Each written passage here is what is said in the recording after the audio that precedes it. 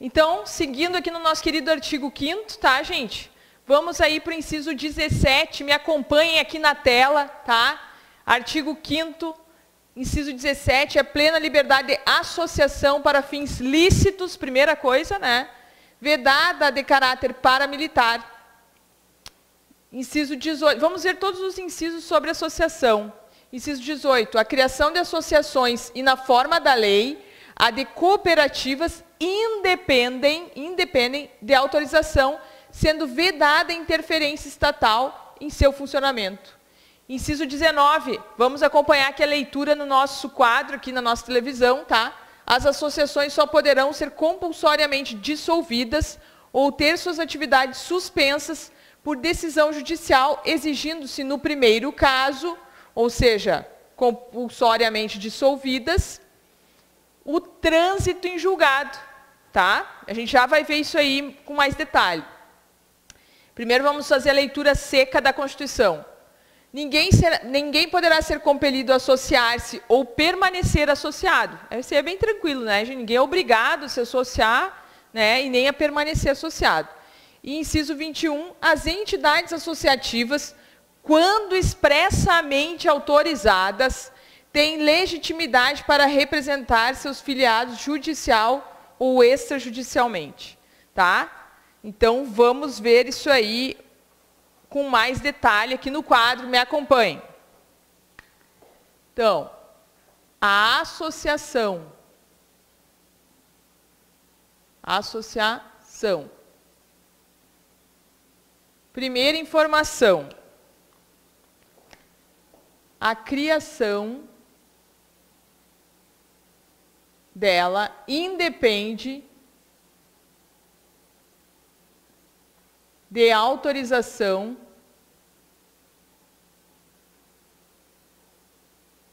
do Estado. Tá? Então, vamos supor que a gente queira criar uma associação aqui dos concurseiros do Brasil, dos concurseiros do Oeste Catarinense, para comprar livros mais baratos, quem sabe? Mais barato, quem sabe? É possível? Sim, é possível. Precisa que o Estado autorize? Não. E o Estado pode interferir? Não. É vedada a interferência estatal. Vedada a interferência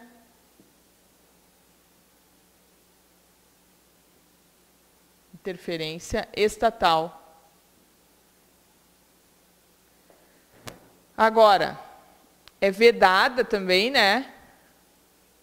A associação de caráter paramilitar. De caráter, vou pôr aqui, ó. Tá? Outra situação que é bem importante, para ela ser compulsoriamente dissolvida,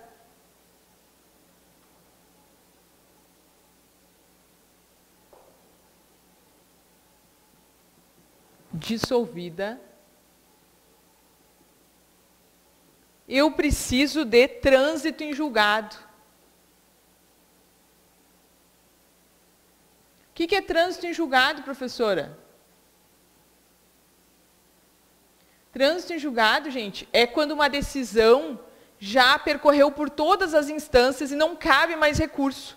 Ou quando, na primeira instância, teve a sentença e se perdeu o prazo de recorrer. Tá? Então, aí transitou em julgado. Vejam, para dissolver uma associação, tem que ter trânsito em julgado. Agora, para ter as atividades suspensas, aí, gente, aí é por uma simples decisão judicial. Tem que ter também decisão judicial.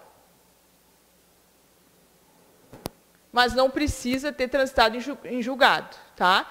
Então, aqui, tanto para compulsoriamente dissolver a associação, quanto para suspender suas atividades, tem que ter decisão judicial. Nesse caso aqui, que é mais grave, ó, tem que ter o trânsito em julgado. Nesse caso aqui, que é menos grave, uma decisão liminar, vamos supor, poderia. Tá, gente?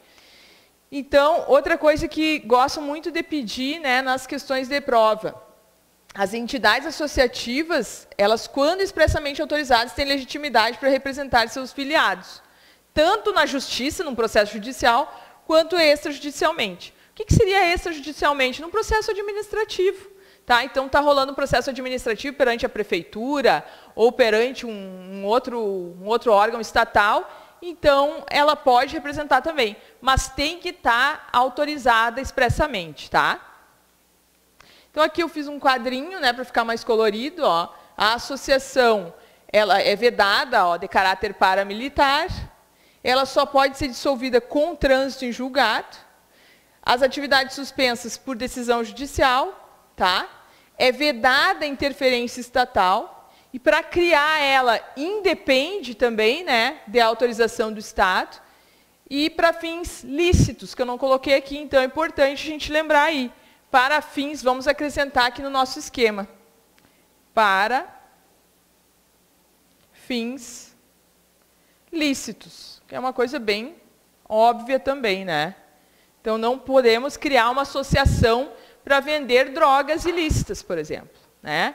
Não podemos criar uma associação para praticar crimes. Tá? Vamos aí para os próximos incisos do nosso artigo 5º, né? Que ele é bem longo aí e tão importante. Todas as provas caem no artigo 5º. E tão importante é a leitura da lei seca. Tenham o hábito de ler a Constituição Federal. Tá? Se programem aí para lerem 20 artigos por dia. Tá? Na semana da prova, lê mais uma vez toda a Constituição. Tá? Claro que tem alguns concursos, né, gente, que também tem que cuidar. Que vai até, às vezes, que é só o artigo 5º, artigo 136, por exemplo, tem que ver bem direitinho o que diz o edital. Mas, enfim, né, sempre tem que fazer a leitura da lei seca. Inciso 22. É garantido o direito de propriedade. País, né, brasileiro é um país capitalista por natureza, elenca lá no caput do artigo 5º o direito à propriedade como um direito fundamental, né, lá na própria cabeça do artigo. Então, aqui a gente tem novamente no inciso 22 esse direito à propriedade. Tá? Uma influência fortíssima que a gente tem aí dos Estados Unidos, né, que certamente é o país mais capitalista do nosso globo. Tá? Inciso 23, a propriedade atenderá à sua função social. O que é a função social? Função social está relacionada à dignidade da pessoa humana, que é um dos fundamentos da República, tá? Que também está sendo visto no nosso curso, tá? em outra videoaula. Mas a função social significa respeitar a dignidade das pessoas. Tá? Inciso 24. A lei estabelecerá o procedimento para desapropriação por necessidade ou por utilidade pública, ou ainda por interesse social, mediante justa e prévia indenização em dinheiro, ressalvados os casos previstos nessa Constituição. Então, isso aí também vocês vão ver com mais detalhe nas aulas do professor André Medeiros, né, que dá direito administrativo. Mas observem, gente, que é possível uma interferência do Estado na propriedade. Então, eu, Karen, tenho direito de comprar uma casa, por exemplo? Tenho, mas existem alguns limites, né, em que o Estado vai poder interferir e, por exemplo, me desapropriar, tá? Então, pode haver uma desapropriação por necessidade, por utilidade pública ou por interesse social. O que a Constituição diz? Mediante justa e prévia indenização em dinheiro. Mas cuidado, cuidado porque existem exceções. Se a questão disser que é sempre mediante indenização prévia, justa e em dinheiro, está errado, tá? Porque fala aqui, ó, ressalvados os casos previstos na Constituição. A gente vai ver que em alguns casos é possível desapropriar e pagar com títulos da dívida pública, tá? Então, cuidado com isso aí, a gente já vai ver na sequência. Inciso 25. Vamos lá, galera, comigo. Força aí, toma um gole de café, toma um gole de água e continua, tá? No caso de iminente perigo público, a autoridade competente poderá usar propriedade particular. É a requisição, né, gente? Assegurada ao proprietário indenização ulterior. Cuidado com isso. Ulterior é posterior. E ainda, se houver dano. Então, por exemplo, o policial está lá em perseguição de um bandido e aí a viatura da polícia estraga. Ele fica sem ter como continuar. Ele vai lá e te para e diz assim, ó, ei, você aí, desça do carro e me dê o carro para que eu possa continuar essa perseguição. A gente tem que entregar, né? Isso se chama requisição. Eu vou ser indenizada, tu vai ser indenizado se tu tiver que entregar o teu carro, só se houver um dano, né, posterior, ok? Ó, então vai indenizar posteriormente ao uso e se houver dano. Inciso 26. A pequena propriedade rural, assim definida em lei, desde que trabalhada pela família, não será objeto de penhora para pagamento de débitos decorrentes de sua atividade produtiva, dispondo a lei sobre os meios de financiar o seu desenvolvimento. Então, aquela pequena propriedade rural que a família trabalha, planta, né, vende o excedente lá, não vai poder sofrer penhora, né? Vamos supor aí que um agricultor comprou maquinário lá para plantar e não está conseguindo pagar. E aí ele sofre uma execução. Esse bem dele não vai poder ser penhorado, tá? Por quê? Ó, não pode sofrer penhora para pagamento de débitos decorrentes da sua atividade produtiva, tá bem? Olha aí, para complementar esse estudo aí do direito à propriedade, eu colacionei aqui o artigo 182, parágrafo 2º da Constituição, que fala: a propriedade urbana cumpre sua função social quando atende às exigências fundamentais de ordenação da cidade expressas no plano diretor, tá? Então, a propriedade urbana, se perguntar para vocês na prova quando que ela está cumprindo a função social, é quando ela cumpre aquilo que está previsto no plano diretor, tá bem? Olha aí o parágrafo 4º agora, do mesmo artigo. É facultado ao poder público municipal, mediante lei específica, então ele tem que criar uma lei para aquilo especificamente, para a área incluída no plano diretor, exigir nos termos da lei federal do proprietário do solo urbano não edificado, subutilizado ou não utilizado, que promova seu adequado aproveitamento sob pena de sucessivamente de. Então, vejam, ele tem que seguir essa ordem aqui. Primeiro, a administração pública municipal determina o parcelamento ou edificação da propriedade. Vai dividir lá, né? Vai parcelar ou vai mandar construir. Ah, a pessoa não fez isso. O que vai fazer? Imposto sobre propriedade predial e territorial urbano, famoso IPTU, né, gente? Progressivo no tempo. Vai aumentando o valor do IPTU.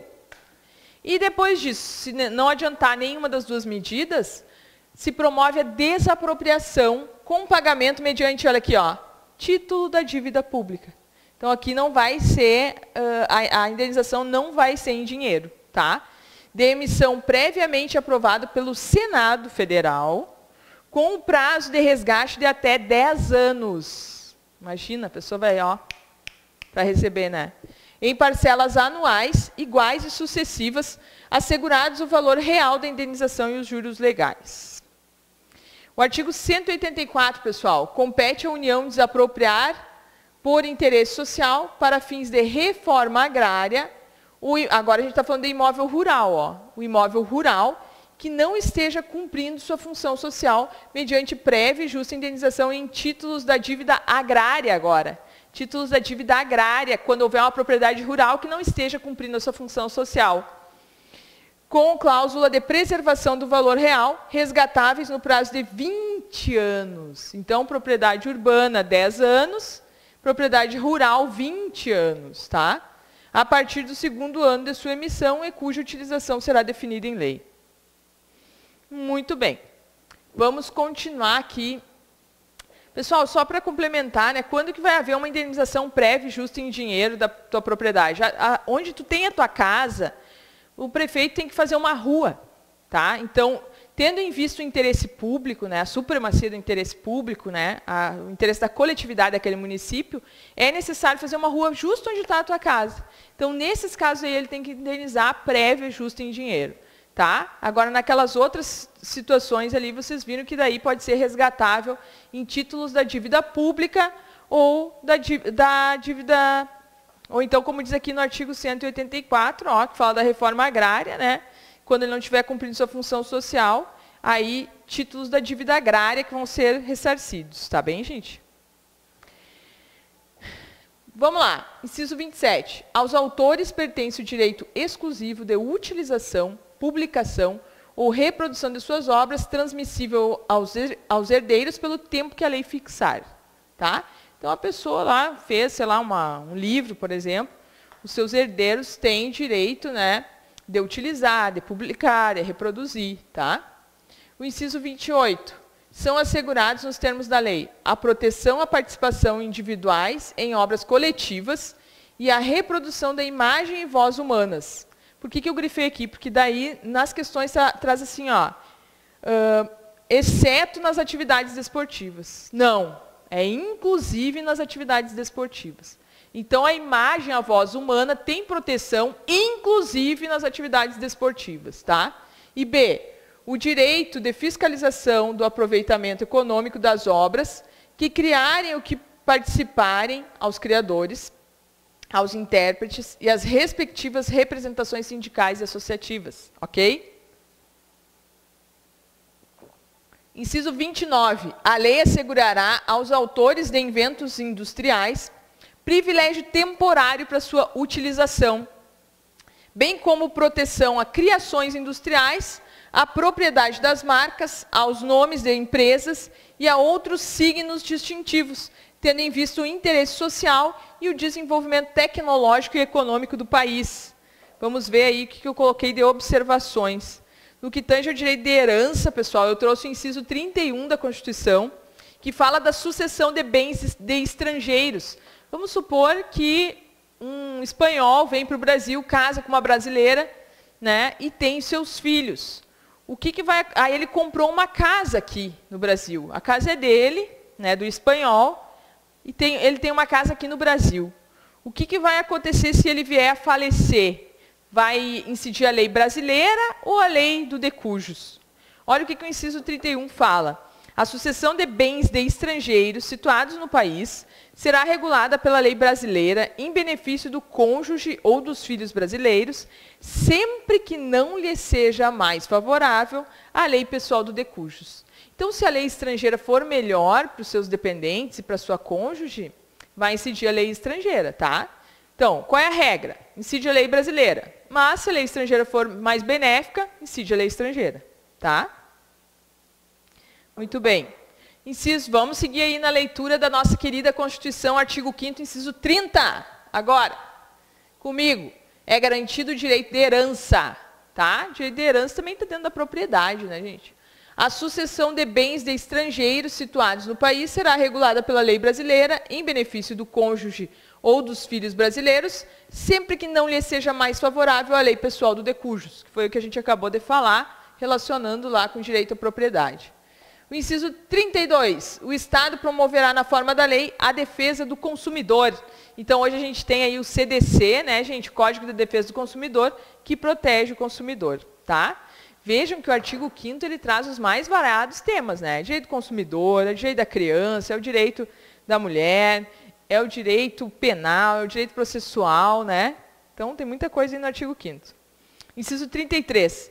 Todos têm direito a receber dos órgãos públicos, esse a gente já viu também, né? Informações de seu interesse pessoal ou de interesse coletivo ou geral, que serão prestados no prazo da lei, sob pena de responsabilidade, ressalvadas aquelas cujo o sigilo seja imprescindível à segurança da sociedade e do Estado. Tá? Então, quando que tu não vai poder ter acesso a uma informação? Quando o sigilo daquela informação for imprescindível à segurança da sociedade ou do Estado. Vou tomar um golinho de água aqui, porque senão a garganta não aguenta. Vamos lá, inciso 32. O Estado promoverá na forma da lei a defesa do consumidor, que foi o que a gente falou antes, fazendo observações. A competência da União, dos Estados e do Distrito Federal para legislar concorrentemente sobre o direito do consumidor. Então, tanto a gente pode ter leis federais sobre o consumidor, quanto também os estados e o Distrito Federal. Nesse caso, pessoal, se vocês observarem os parágrafos do artigo 24, ele diz lá que a União vai editar norma geral e os estados norma suplementar, tá? E aí eu trouxe o artigo 150, parágrafo 5º, para colaborar, né, com o nosso estudo, que fala que a lei determinará medidas para que os consumidores sejam esclarecidos acerca dos impostos que incidam sobre mercadorias e serviços. E o artigo 170, que fala da ordem econômica, que é fundada na valorização do trabalho humano e na livre iniciativa, tem por fim assegurar a todos, né, a existência digna conforme os ditames da justiça social, observados o princípio, né, tem vários, dentre eles a defesa do consumidor. E ainda, sobre o direito do consumidor, a gente tem, né, a proteção como um direito fundamental, inspirado na Constituição Portuguesa, só a título de curiosidade, né, de 1976, e na Constituição Espanhola também. Contudo, desde a Constituição de 1946, existe a previsão de proteção ao consumidor nas constituições brasileiras, tá?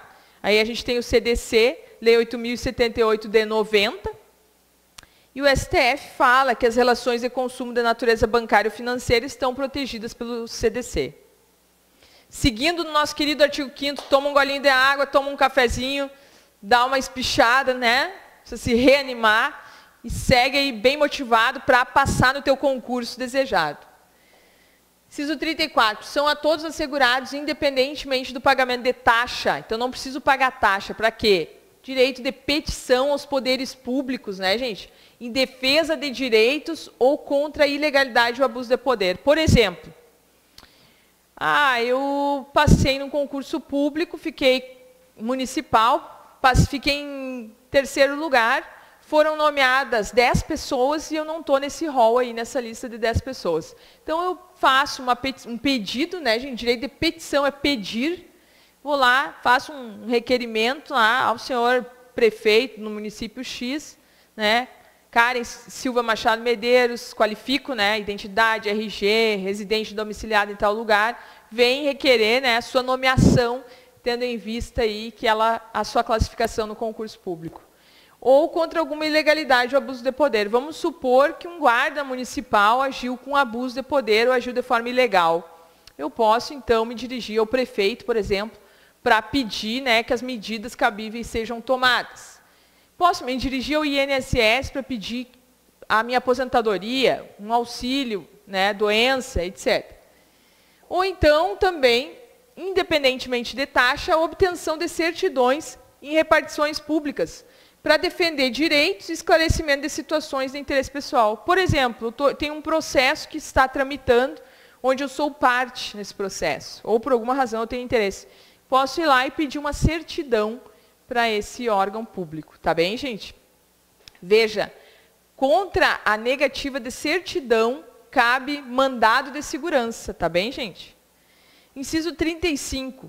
A lei não excluirá da apreciação do Poder Judiciário lesão ou ameaça de direito. Tá? Então, é o direito que todos têm a se recorrer ao juiz, né, quando algum direito seu for lesado. Por exemplo, eu tenho direito a ter um leito no hospital, mas, por alguma razão, administrativamente eu não consigo. Né? Superlotação, etc. Então, eu vou até o juiz e peço para o juiz, determine que o hospital X aí me interne num leito, porque eu preciso fazer um tratamento urgente, por exemplo. Tá? Ou então, eu preciso de um medicamento que está previsto lá para o município fornecer para os seus munícipes, né? A pessoa vai até a Secretaria de Saúde e não consegue receber, por N motivos lá, não é fornecido. Ela pode, então, ir até o juiz, para que o juiz aprecie a situação e, se for o caso, determinar o município que forneça medicamento para essa pessoa. Aí eu tenho direito de colocar o meu filho na creche. Vou lá administrativamente, tento, mas não consigo. Então, a Constituição prevê esse direito que eu tenho de ir até o judiciário, me recorrer a ele, para que ele determine de forma, né, impositiva, para que a administração cumpra. Tá? Inciso 36. A lei não prejudicará o direito adquirido, o ato jurídico perfeito e a coisa julgada, que a gente já vai ver o que é isso aí nos próximos slides. Tá? Então, não esqueçam, retomando, não precisa pagar taxa para exercer o direito de petição, né, perante o poder público, não precisa pagar taxa para exercer o seu direito de obter certidões. Tá bem, gente? Então, vamos lá. Aqui eu coloquei alguns exemplos, né, do direito de petição. trata-se do direito que pessoa física ou jurídica, então tanto eu, Karen, posso, né, ir lá e fazer um pedido, lá na prefeitura, por exemplo, quanto o TEM, Sejur, pessoa jurídica, pode se dirigir até a prefeitura para exercer o direito de petição, tá? Sobre uma situação ou uma questão. Ó, seja para denunciar uma lesão, para pedir uma orientação, né, sobre a situação, ou para solicitar a modificação do direito em vigor. Não sendo atendido o pedido de certidão, o remédio cabível é mandado de segurança. Cuidado, porque muitas pegadinhas vêm dizendo aí que é o habeas data. Gente, habeas data, depois a gente vai ver com cautela, mas já adianto, o habeas data é o remédio cabível para obter, né, ou modificar informações do impetrante, tá? Então, eu não posso lá uma informação de ordem geral por habeas data, ok? O direito de petição pode ser negado quando houver sigilo imprescindível, de novo. A segurança da sociedade e do Estado, que a gente já viu. Vamos lá. Pessoal, vou encerrar aqui agora. No próximo bloco, a gente volta com o princípio da inafastabilidade da jurisdição. Valeu? Beijão.